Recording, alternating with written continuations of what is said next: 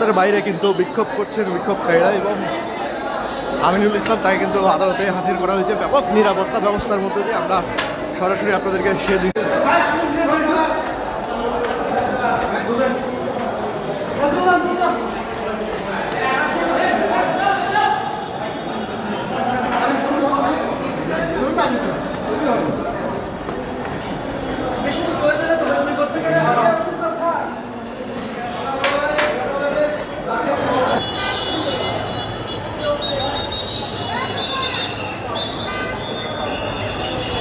এবং সেনা সদস্যরা কিন্তু যে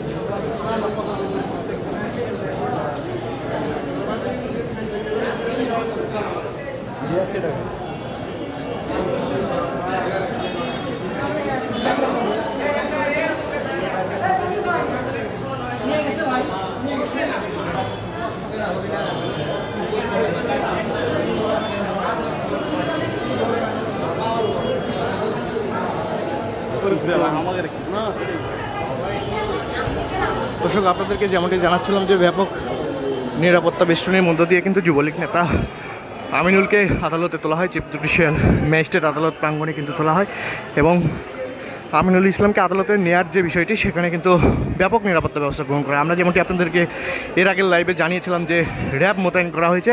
পরবর্তীতে কিন্তু সেনাবাহিনীর সেনা সদস্যরাও আসেন এবং বিক্ষোভকারীদের কিন্তু দমানোর চেষ্টা করেন।